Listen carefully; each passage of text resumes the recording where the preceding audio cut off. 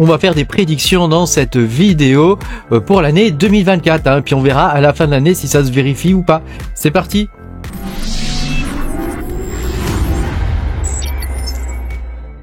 Bonjour les amis, je suis très content de vous retrouver aujourd'hui dans cette nouvelle vidéo où on va faire des prédictions donc pour l'année 2024, hein, savoir qu'est-ce qui va se passer dans l'année 2024, à quoi s'attendre. Hein.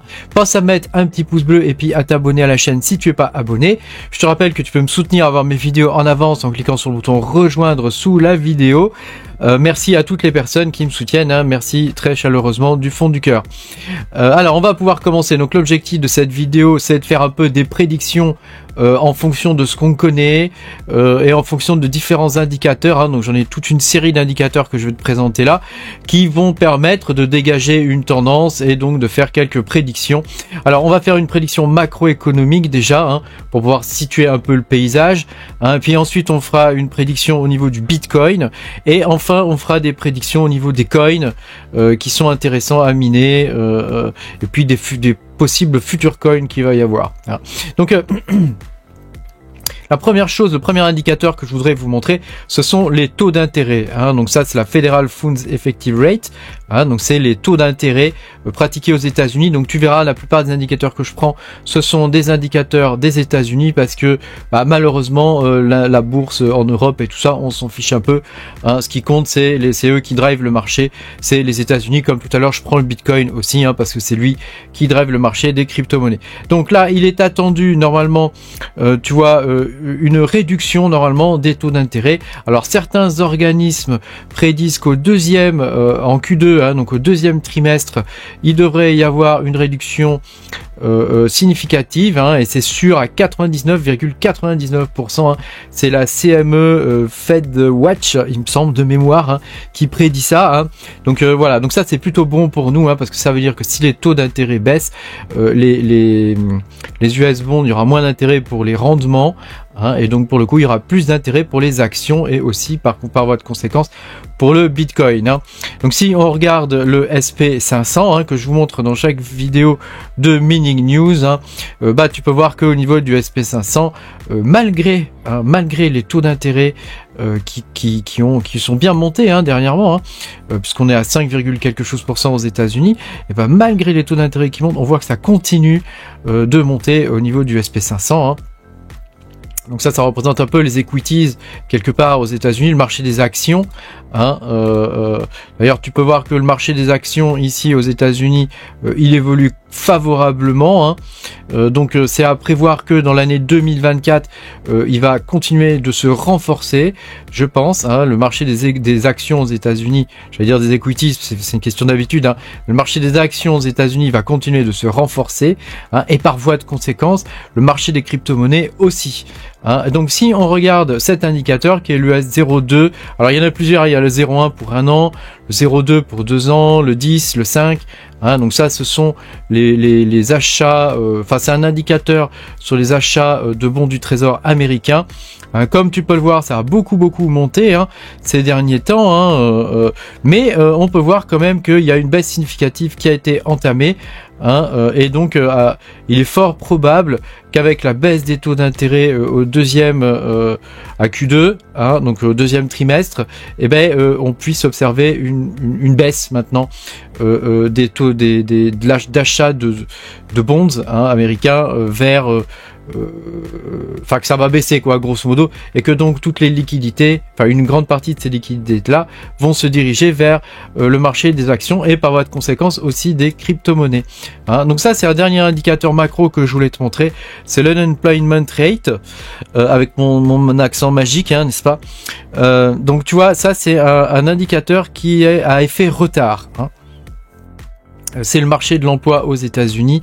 Hein, c'est un taux quelque part et c'est à effet retard. Donc pour l'instant on voit que tout est calme, mais il est fort probable que les taux de chômage aux États-Unis augmentent bientôt et donc ça sera signe d'une petite récession. Alors, d'après ce que j'ai pu comprendre en lisant différentes analyses, cette récession, elle serait fortement contenue et n'impacterait pas vraiment finalement le marché des actions aux États-Unis, qui va continuer de grandir, comme on peut le voir avec le SP500. Donc on va partir maintenant à la partie Bitcoin. Donc comme tu peux le voir, ça c'est le Bitcoin depuis ses débuts. 2017 là, sur ce graphique depuis 2017. Comme tu peux le voir, on assiste à une très très jolie montée, qu'on est passé quand même de 17 000 $ à 42 000 $, ce qui est quand même pas mal du tout. Donc il est fort probable que pour l'année 2024, cette croissance au niveau du prix du Bitcoin continue. En particulier parce que tout le monde attend l'ETF Bitcoin. Alors quand est-ce qu'il va avoir lieu? Il y a un consensus pour dire que ça devrait avoir lieu aux environs de mars. À l'acceptation, parce qu'il va y avoir acceptation, d'après ce que j'ai cru comprendre, l'acceptation devrait avoir lieu aux environs de mars 2024. Donc alors est-ce que le marché a anticipé et a poussé le prix du Bitcoin déjà en avance? Est-ce que c'est déjà pricé ou pas? Je ne sais pas. Mais dans tous les cas, quand l'ETF va arriver, il va forcément y avoir du coup des liquidités qui vont se déverser dans le Bitcoin. Peut-être que ça a même déjà commencé en prévision. C'est fort possible. Donc après, on verra dans le temps s'il y a beaucoup de liquidités qui vont arriver dans le Bitcoin ou pas. Après, que des ETF sur des altcoins type Ethereum ou Solana, ça j'en sais rien. C'est pas très important au final. Le plus important c'est le Bitcoin. Donc on verra ce que vont donner l'ETF, mais il est sûr que c'est quelque chose qui est très attendu, parce que c'est vrai que les institutionnels, moi-même je me suis fait hacker, donc c'est vrai que les institutionnels conserver des millions ou des milliards dans des portefeuilles de wallet et tout, c'est très compliqué pour eux, comptablement c'est très compliqué, il y a des questions de sécurité extrêmement complexes, donc là c'est vraiment difficile. Donc c'est vrai que de passer par un ETF qui est un produit financier, c'est quand même beaucoup plus simple quoi. Voilà, je voulais te montrer ça, c'est la courbe du hash price. Donc comme tu peux le voir, le hash price sur le Bitcoin, le prix a bien commencé à monter depuis le 18 octobre. Enfin, la montée a commencé à se faire en octobre. Donc ça veut dire que en prévision du halving, les ASIC commencent à être achetés. Donc le prix des ASIC commence à monter. Donc ça c'est le hash price, donc ça c'est plutôt bon signe, c'est plutôt bon signe, ça veut dire que c'est extrêmement bullish. Voilà, je voulais te montrer aussi d'autres indicateurs au niveau du Bitcoin. Donc évidemment quand je te parle du Bitcoin, tu sais comment ça se passe, quand le Bitcoin monte, derrière ça ruisselle sur tout le reste des autres crypto-monnaies. Donc pour 2024 pour l'instant, d'après les indicateurs que je t'ai montré, c'est top. Je voulais te montrer ça, c'est attends non, c'est où? Voilà, déjà la taille des blocs augmente, la taille des blocs augmente fortement. Donc ça c'est dû probablement à la BRC20. Donc ça c'est bullish aussi, parce que ça veut dire qu'il y a une autre utilisation du Bitcoin qui est faite. Alors pour le coup, il y a des frais de plus en plus importants. Même moi, que maintenant, dès que je vais envoyer un peu de Bitcoin, j'en ai pour 50 ou 60 balles. Donc ça c'est un petit peu pénible, j'avoue. Par contre, je voulais te montrer ça. C'est que de plus en plus les mineurs vont être payés pas forcément avec le block reward, mais plutôt avec les fees. Et ça on le voit, si t'as fait des transactions en Bitcoin récemment, comme moi par exemple, j'en ai fait une bonne trentaine récemment, tu t'aperçois que y a des fees vachement élevés quoi. Avant on pouvait transférer un certain nombre de Bitcoin pour 5 ou 6 $, là tout de suite c'est 50-60 $. Donc ça c'est la faute probablement à la BRC20 et à d'autres protocoles qui sont en train de venir se greffer, y compris des Layer 2 qui sont en train de venir se greffer directement dans le Bitcoin. Via les opcodes, donc après écoute c'est comme ça, mais c'est plutôt bullish aussi, ça veut dire qu'il y a une utilisation de plus en plus importante qui est faite sur la blockchain de Bitcoin, donc c'est quand même quelque chose qui est très très intéressant. Voilà, puis enfin je voulais te partager cet indicateur là, qui est un indicateur qui compare le prix du Bitcoin et le nombre de personnes qui hold, donc ça s'appelle le hodl wave. Donc ça te permet de voir grosso modo combien il y a de gens qui hold en fonction du prix. Et donc, moi, je pense que dans l'année 2024, il y a de vieux holders qui vont commencer à vendre parce que le prix du Bitcoin va probablement dépasser les 69 000 $, son ancienne ATH.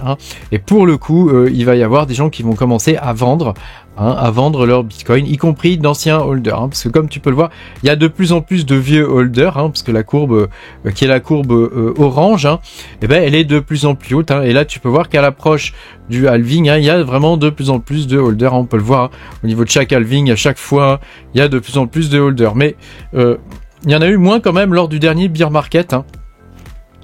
Quand même, c'est quelque chose à noter. Alors, quel serait le prix potentiel du Bitcoin? Donc, si on reste pessimiste, on arriverait aux environs des 65 000 $.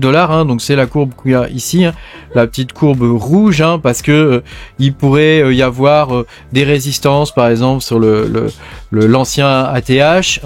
Il pourrait y avoir très peu de demande finalement sur les ETF spot de Bitcoin.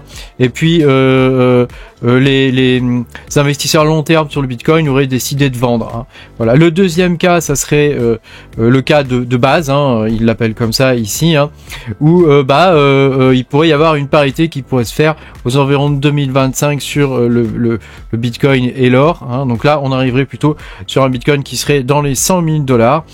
Et puis dans un cas plutôt bullish, et comme on a vu précédemment avec tous les autres indicateurs, c'est plutôt bullish, il pourrait y avoir une FOMO au niveau de l'ETF du BTC, ETF spot. Je te rappelle qu'un ETF spot, ça veut dire que pour chaque, c'est un produit financier, mais pour chaque ETF qu'on achète, il y a du Bitcoin qui est acheté derrière.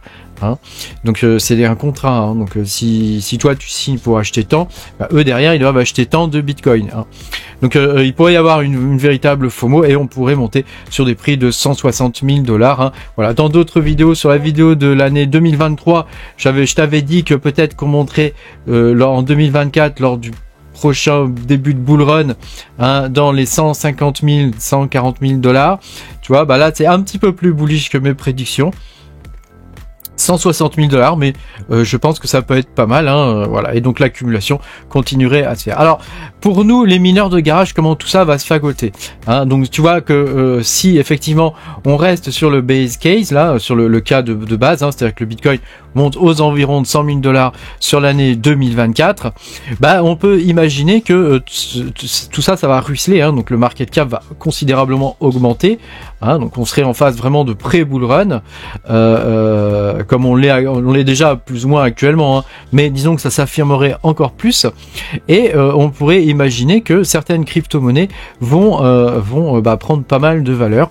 Donc après, en fonction des différents narratifs qu'il peut y avoir, les crypto-monnaies qu'on mine pourraient prendre plus ou moins de valeur.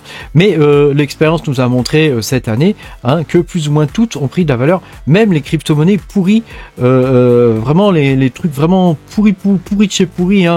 Je pense en particulier à tous les forks bien nazes de Ghost Rider, de Raptoreum. Je pense que tous ces coins là, qui vraiment, quand on les a minés, ça nous permettait de gagner 20-30 balles par jour. Ils ont pas mal pris, et finalement ceux qui les ont conservés ont pu quand même gagner un peu d'argent avec. Donc nous, en tant que mineurs de garage, je pense qu'il faut continuer de conserver tout ce qu'on mine pour l'instant. Évidemment, c'est pas un conseil d'investissement, tout ce que je te dis. Toi, tu fais ce que tu veux. Moi, je te dis ce que je fais. Donc moi, je vais continuer de conserver tout ce que je mine. Et je vais petit à petit, j'attends de recevoir ma one key là, mais petit à petit je vais racheter maintenant les cryptos que j'ai vendus, maintenant que j'ai pu sécuriser tout ça. Donc j'aurais perdu un peu de sous à cause des fees des transactions, mais bon voilà, au moins c'est sécure quoi. Donc je pense que cette année on va voir la naissance de nouveaux coins liés à l'intelligence artificielle. Je pense que ça sera le narratif principal du prochain bull run. Je pense pas que ce soit les RWA par exemple, et je pense que le second narratif c'est tout ce qui sera jeux vidéo. On l'a vu avec le Neoxa, qui a été extrêmement bullish à un moment donné, qui a beaucoup rapporté à ceux qui l'ont miné, le Neoxa qui est beaucoup lié à l'univers du jeu vidéo.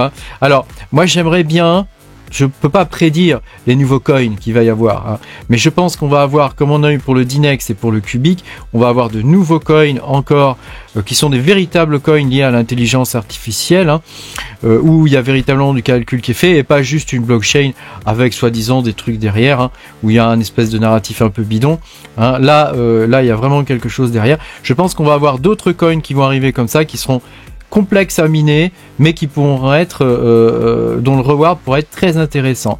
Hein, je pense aussi qu'on va voir des nouveaux coins arriver dans le domaine du jeu vidéo, et ça serait bien qu'on envoie des coins de layer 1, et pas juste des tokens pourrir, en particulier s'ils sont sur ETH, tu vois, ou des blockchains hyper chères. Encore s'ils sont sur Solana, bon, pourquoi pas, quoi. À la limite, pourquoi pas, même si j'aime pas cette blockchain, pourquoi pas. Mais voilà, je pense qu'on va avoir ce type de coins qui vont arriver. Alors, est-ce qu'il va y avoir des coins en layer 1 RWA qui vont arriver, qui vont supporter la tokenisation des assets? Je ne sais pas. Ce n'est pas pour tout le monde, ça, la tokenisation des assets. Déjà, il faut que les gens le comprennent, hein, donc c'est difficile. Alors que l'intelligence artificielle, c'est quelque chose de concret. Beaucoup de gens connaissent ChatGPT, et le jeu vidéo, c'est quelque chose de concret. Beaucoup de gens jouent à des jeux vidéo. Je pense qu'on va aussi avoir une nouvelle poussée des NFT. Hein, contrairement à ce qu'on pourrait croire, je pense qu'on va avoir encore des trucs qui sont pas mal autour des NFT, parce que les NFT, c'est une technologie, hein, c'est pas que des images, hein, et donc je pense que quelque part on va avoir des choses très intéressantes autour des NFT. Voilà mes prédictions pour cette année 2024. N'hésite pas de ton côté à faire les tiennes.